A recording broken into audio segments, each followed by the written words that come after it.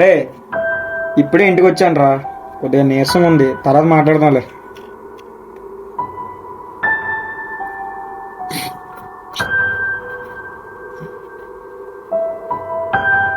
Hello. ఎరా రాజేష్, తగ్గిందా? లేదురా, హాస్పిటల్కి వెళ్ళి అన్ని టెస్టులు చేయించుకున్నాను రా. కానీ టెస్టుల్లో అయితే ఏమీ లేదు. కానీ రోజు రోజుకి నా పరిస్థితి చాలా దారుణంగా ఉందిరా.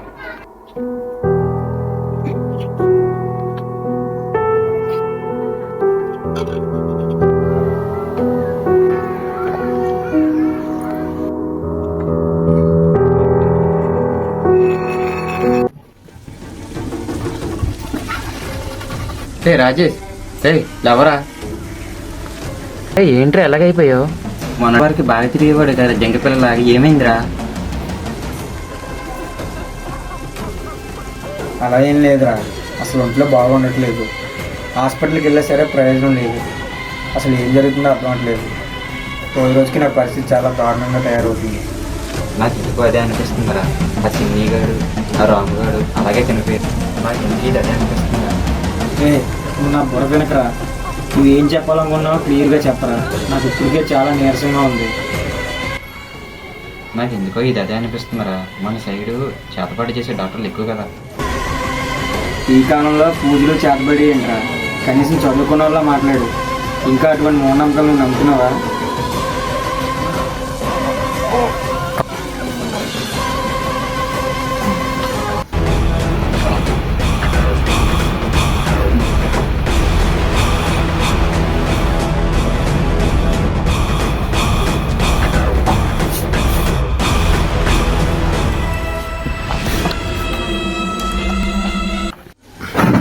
రే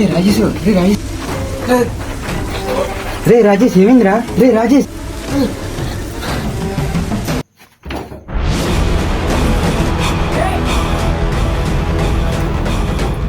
నాకేమైంది? నువ్వున్నావేంటి? నేనున్నాను ఏంట్రా? వచ్చింది నేనే కదా. మొన్నటిదాకా బాగానే ఉన్నావు కదా. మొన్నటి వారికి బాగా తిరిగేవాడు కదా జంక పిల్లలాగా, ఏమైందిరా? నీకేమైనా అసలు? నన్ను ఎవరో చంపేస్తున్నట్టుందిరా. నీకేం కాలేదురా. నువ్వే కదా అన్ని ప్రయత్నాలు చేశానన్నావు. నాకు తెలిసిన ఒక స్వామీజీ ఉన్నాడు, అతని దగ్గరికి వెళ్దాం. స్వామి స్వామి స్వామి, మరణం నీ నెత్తిపై శివ తాండం ఆడుతుంది. మరణం మరణం.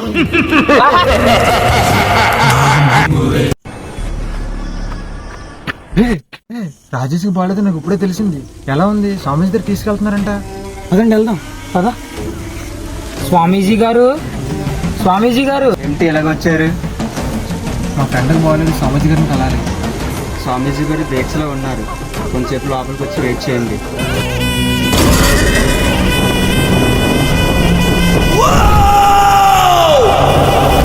వెలుగు వెలుగులో కంటికి అంతా కనబడుతుంది, కానీ అది వెలుగు కాదు, దర్శనం.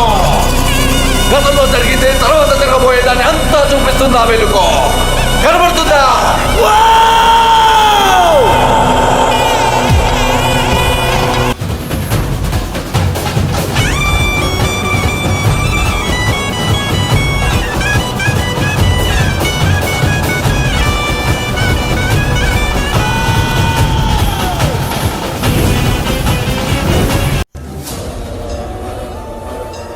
నిండు అమావాస్య నాడు ఆపదలో చిక్కుకొని ఈశాన్య దిక్కు నుండి నా దగ్గరకు శరణ కోరుతూ 3 వ్యక్తులు వచ్చారు. మీ సమస్యను నేను పరిష్కరిస్తా. చెప్పండి.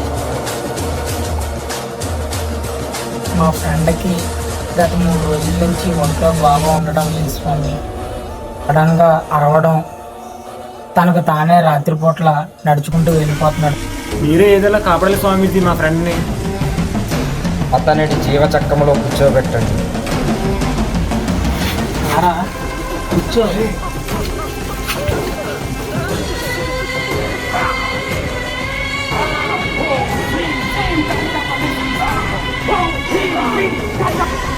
ఏం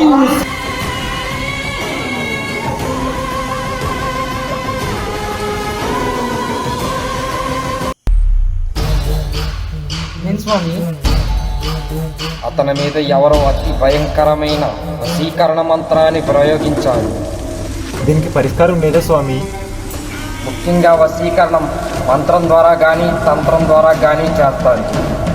మంత్రం ద్వారా అయితే 101 మంత్రాలతో, తంత్రం ద్వారా అయితే రకరకాల వనమూలికలతో దీన్ని ప్రయోగిస్తారు. ఇతని మీద ఏ మంత్రోచ్చరణ జరిగిందో లేదా వనమూలికలతో అయితే ఏ వనమూలికలు వాడారో ఆ పెట్టిన వారికే తెలుస్తుంది. ఇప్పుడు అతను అడగడం ఎలా స్వామి? మీ మీద వశీకరణ మంత్రాన్ని ప్రయోగించేవారు మీకు సమీప దూరంలోనే అర్థనగ్నంగా పూజలు చేస్తూ ఈ చుట్టూనే తిరుగుతూ ఉంటారు. జరిగేదాన్ని ఒకరు గమనిస్తున్నారు. తీసుకురండి.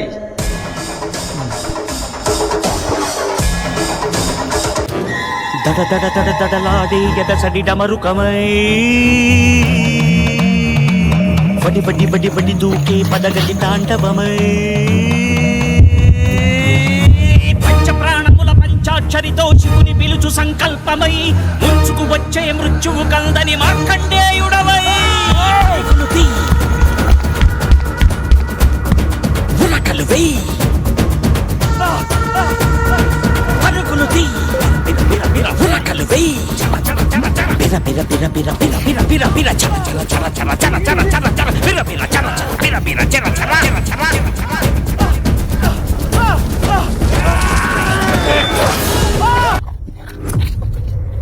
చెప్తావరా? ఎందుకు వచ్చావు నువ్వు? ఎందుకు వచ్చావా? ఎవడరా నువ్వు? మమ్మల్ని చూసి ఇంటికి పరిగెడుతున్నావు. నిన్ను ఎవరు పంపించడరా? ఎవడాడు? నన్ను పంపించిన వాడు కొని తెలిస్తేనే సగం చేస్తావరా. ఈ పంచభూతాలు ఆయన ఆధీనంలో ఉంటాయి. మీరు నన్ను వదలకపోతే మీ చావు మీరు కొని తెచ్చుకున్న ఎవరాడు? భూత ప్రేత నాయకుడు అధీరుడు. మీ వాడి మరణ శాసనం రాసింది వాడే. రుద్రవనం నుంచి ఒక పిల్లాన్ని తీసుకొచ్చి ఇక్కడ చెప్పారు. వాడు అందరి పిల్లల్లాగా కాదు, ఎవరితోనూ కలిసేవాడు కాదు. వాడి నోటి నుండి మాట వచ్చేదే కాదు, మంత్రమే వచ్చేది. ఎప్పుడు ఏవో బొమ్మలు గీస్తూ ఉండేవాడు. ఒంటరిగా కూర్చొని కాకులతో ఆడుకునేవాడు. రాత్రుల్లో ఆశ్రమంలో ఉండేవాడు కాదు. ఎక్కడికి వెళ్ళేవాడో తెలిసేది కాదు.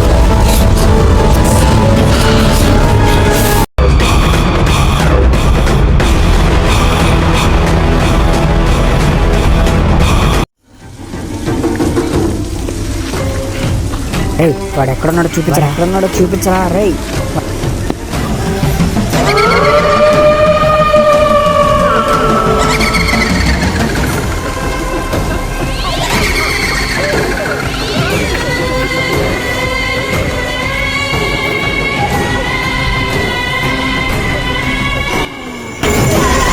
ఇదేదో మంత్రశక్తి ఉంది. వచ్చి స్వామీజీ గారు చెప్పండి. దగ్గరికి వస్తాం స్వామి. ఇక్కడ ఎక్కడ పడిపోయాడు స్వామీజీ.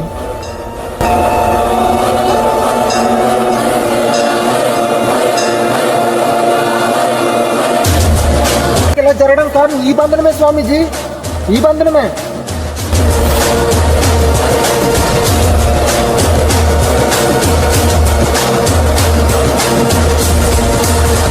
చేసింది నువ్వా? గతంలో మాంత్రిక విద్య నేర్పించమని వచ్చింది నువ్వే కదా. మీ దగ్గర శిష్యురకానికి వచ్చిన వాడు ఆ రోజే మరణించాడు. ఈ రోజు నీ ముందున్నది భూత ప్రాతాత్మలను సైతం తన ఆధీనంలో పెట్టుకున్న అధీరుణ్ణి. నువ్వు ఈ మాంత్రిక విద్యను చెడుకు ఉపయోగిస్తావని ఆ రోజు నేను నేర్పలేదు. అయినా సరే నువ్వెలా అభ్యసించో.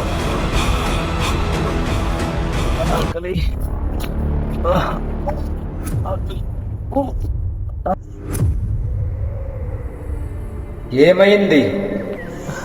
ఆకలి.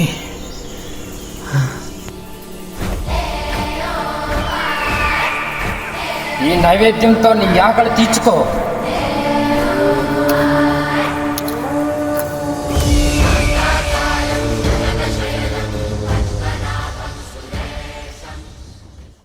స్వామీజీ స్వామీజీ స్వామీజీ ఈ మంత్ర విద్యలు నాకు నేర్పిస్తారా? నువ్వు ఈ విద్యను ఎందుకు నేర్చుకోవాలనుకుంటున్నావు? ఈ సమాజంలో నేను ఎన్నో ఇబ్బందులు ఎదుర్కొన్నాను స్వామీజీ. ఈ పంచభూతాలను నా ఆధీనంలో పెట్టుకోవడానికి మీ దగ్గర విద్యను అభ్యసించడానికి వచ్చాను. ఈ మంత్ర విద్యను లోక కళ్యాణం కోసమే తప్ప లోక నాశనం కొరకు ఎప్పుడూ ఉపయోగించరాదు. నీ తలంపులోనే తప్పు ఉంది. అందువల్ల నీకు ఈ విద్యను నేర్పించడం కుదరదు. ఇక నుంచి వెళ్ళిపో. అలాగే స్వామీజీ. నా సంకల్పం చాలా గట్టిది. నేను స్వామీజీ గారిని మనసులో తలుచుకునే ఆ విద్యలన్నీ నేర్చుకుంటాను.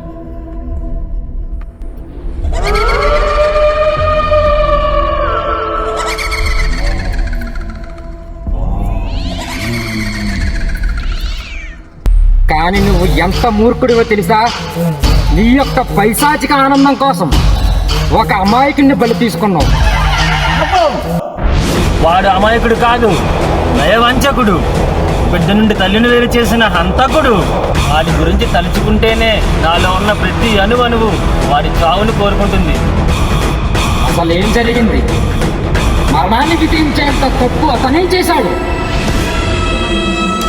ఆ రోజు ఏం జరిగిందో మీకు తెలుసా?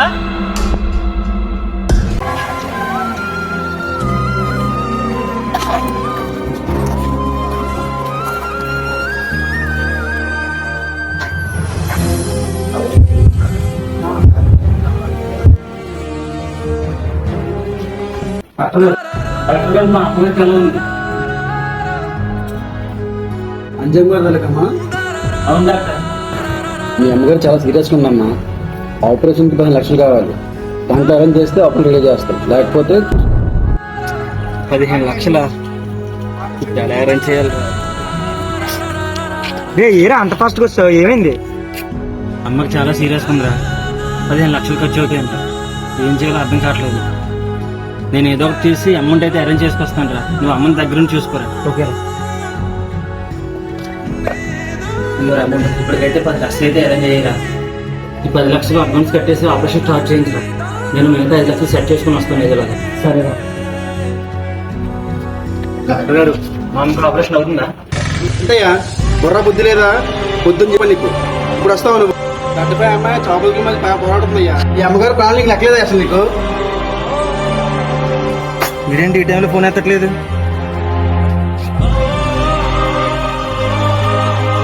హలో స్వామి, రే రాయేష్ కనిపించాడా? రాయిస్ కూడా సార్ వైన్ షాప్ దగ్గర కనపడ్డాడు. 10 లక్షలు పట్టుకుని వెళ్ళిపోయాడురా. డబ్బులా? ఆ డబ్బులతో అనుకుంటామా? ఫుల్ అన్యాయం చేస్తున్నాడు. ఫుల్ డిచ్ అయిపోయినాడు. మీ అమ్మగారు చనిపోయారు, బాడీని తీసుకెళ్ళండి అమ్మ. నువ్వు చేసిన లక్షల పనికి మీ అమ్మగారు చనిపోయారు. I'm sorry.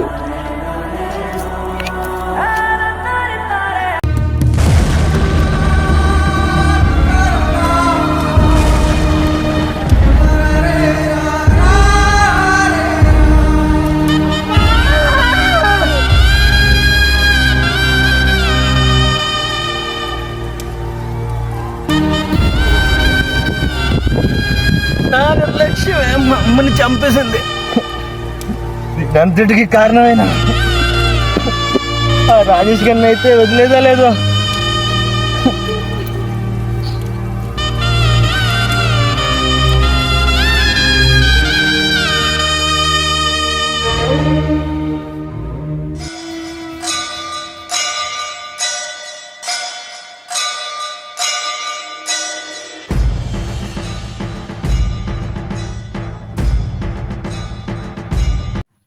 ఇది నా శత్రువు చావు కోసం ఎన్నో రోజులు మంత్రించిన నిమ్మకాయ.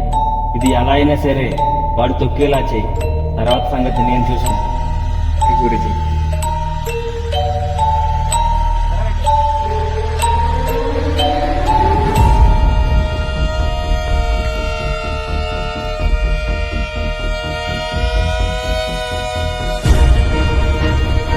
ఇప్పుడు చెప్పండి గురించి, నేను అలా చేయడంలో తప్పులేదు కదా? కళ్ళకు కనిపించే ప్రతిదీ నిజం కాదు. బగబగమండే సూర్యుడిని కారు మబ్బులు కమ్మేసినట్టు నీ కళ్ళను పగ ప్రతీకారాలు కమ్మేసే. అసలు ఏం జరిగిందో చెప్తా విను. ఈ 10 లక్షలు అడ్వాన్స్ కట్టేసి ఆపరేషన్ స్టార్ట్ చేయించరా. నేను మిగతా 5 లక్షలు సెట్ చేసుకుని వస్తాను ఏదోలాగా. సరేరా.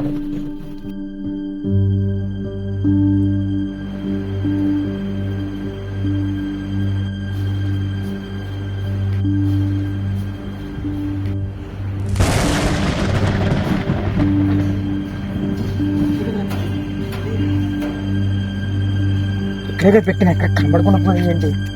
అమ్మకి 10 లక్షలు అక్కడి నుంచి తేవాలి. ఆపరేషన్ చేయకపోతే బతకదు. హలో రే మధు, చెప్పరా. అర్జెంట్గా 10 లక్షలు కావాలరా. ఏం కావాలి? డబ్బులా? అరేంజ్ చేస్తాను నేను, నాది బాధ్యత. దుర్గా వైన్స్ దగ్గరకు వచ్చాయి తొందరగా. ఎక్కడ దుర్గా వైన్స్ దగ్గర?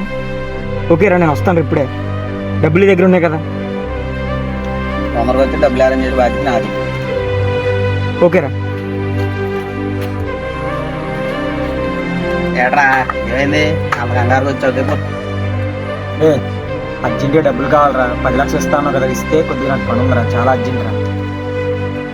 రే బామ్మ, డబ్బులు నా దగ్గర ఉన్నాయి, కంగారు ఎందుకు?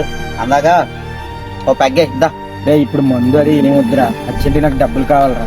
ఆ 10 లక్షలు ఇస్తే దాంతో చాలా ఇంపార్టెంట్ పని ఉందిరా. డబ్బులు ఎవరా? తాగు, ప్రాబ్లమ్స్ అన్ని పోతాయి. డబ్బులు అరేంజ్ చేసి బాధ్యత నాకు. తాగు. రే అలా కాదురా, నేను తాగే పొజిషన్లో లేనురా, అర్థం చేసుకోరా నన్ను. తాగితేనే డబ్బులు ఇస్తాను నేను. తాగు, ఒక పెగ్గ తాగు, ఏం కాదు. అది ఆ బ్యాగ్ కంప్లీట్ అయిపోయినా నీకు అయ్యేలోపు డబ్బులు ఇస్తాను. అసలు ప్రాబ్లం ఏంటి చెప్పు. డబ్బులు డబ్బులు డబ్బులు అంటున్నావు, ప్రాబ్లం ఏంటి చెప్పు అసలు ఫస్ట్. అసలు ఏం జరిగిందంటే ఈ 10 లక్షలు అడ్వాన్స్ కట్టేసి ఆపరేషన్ స్టార్ట్ చేయించరా. అదిరా జరిగింది. రే నేను ఇంత ప్రాబ్లంలో ఉన్నానో తెలియదురా నాకు అసలు. లేకపోతే రమ్మనకపోదును. నా దగ్గర అసలు డబ్బులు లేవు అసలు. వచ్చే అన్నాను కానీ ఏమనుకోకరా మావా. చెప్పాను కదరా సీరియస్ అని, ఇదేట్రా కామెడీ. రే సీరియస్ అవకరా మావా. నువ్వు ఇంత ప్రాబ్లం ఉన్నా నాకు అసలు తెలియదు. లేకపోతే రమ్మనకపోదును. నాకు తెలిసిన స్వామీజీ ఒకడు ఉన్నాడు, వెంటనే 1 నిమిషంలో అంజన్ వేసి కనిపెడేస్తాడు. పద ఇప్పుడు వెళ్దాం. ఎక్కడున్నారు మీరు? ఏం లేదురా, చిన్న పని ఉంది, అందుకనే ఇక్కడికి వచ్చాను. స్వామి లేడరా ఇక్కడ? స్వామి లేడరా, అక్కడ నేను వచ్చాను. అయితే సరేరమ్మా.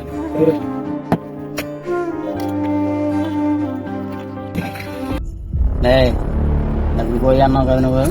నాకు తెలిసిన స్వామీజీ ఒకడు ఉన్నాడు, వెళ్తే వెంటనే అంజనం వేస్తాడు. నీ డబ్బులు ఎక్కడ ఉన్నాయి కనిపెట్టేస్తాడు. పద వెళ్దాం. నమస్కారం స్వామీజీ. ఏమిటి ఇలా వచ్చారు? స్వామీజీ, మా అమ్మగారికి ఆపరేషన్ కోసం తెచ్చిన 10 లక్షలు ఎవరో గుర్తు తెలియని వ్యక్తి మా దగ్గర నుంచి దొంగలించాడు స్వామీజీ. అసలు ఏం జరిగిందో వివరంగా చెప్పు. ఈ 10 లక్షలు అడ్వాన్స్ కట్టేసి ఆపరేషన్ స్టార్ట్ చేయించరా. నా ఫ్రెండ్ దృష్టిలో నేను మోసగాళ్ళ మిగిలిపోయాను స్వామీజీ. మీరే నాకు దారి చూపించండి. ఇప్పుడు నిజం నీకు తెలిసింది. నీ మిత్రుని కాపాడుకుంటావో చంపుకుంటావో నీ చేతుల్లోనే ఉంది. ఐస్ కూడా వైన్ షాప్ దగ్గర కనపడ్డాడు. ఈ బంధకాన్ని విడిపించే శక్తి నాలో ఉంటే ఈ క్షణమే నా మిత్రుడిని కాపాడుకునేవాడిని. ఈ వశీకరణను ప్రయోగించే శక్తి నాలో ఉంది, దాన్ని విడిపించే శక్తి నాలో లేదు. మీరే ఏదో ఒకటి చేసి నా మిత్రుని కాపాడాలి స్వామి. నీ మిత్రుని రక్షించాలంటే అతని మీద ఏ మంత్ర ప్రయోగం జరిగిందో నాకు తెలియాలి. అప్పుడే అతన్ని రక్షించడం అవుతుంది. వశీకరణంలోని అతి భయంకరమైన మృత్యుందేహ దర్పణం. ఆ మంత్రమా? ఏమైంది స్వామీజీ, ఎలా భయపడ్డారు? ఈ మంత్ర విరుగుడు ప్రయోగించిన దానికంటే 10 ప్రమాదకరమైనది. ఈ విరుగుడు మంత్రాన్ని చాలా నిష్ఠతో ప్రయోగించాలి, లేకపోతే పెట్టిన వారికి నీ మిత్రుడికి కూడా చాలా ప్రమాదకరం. ఈ రోజు నిండు పున్నమి. ఈ పున్నమికి ఇంకా 2 గంటలు మాత్రమే టైం ఉంది. అది ముగిసేలోపే మనం త్వరగా వెళ్ళి నీ మిత్రుడిని కాపాడుకోవాలి. పదా వెళ్దాం.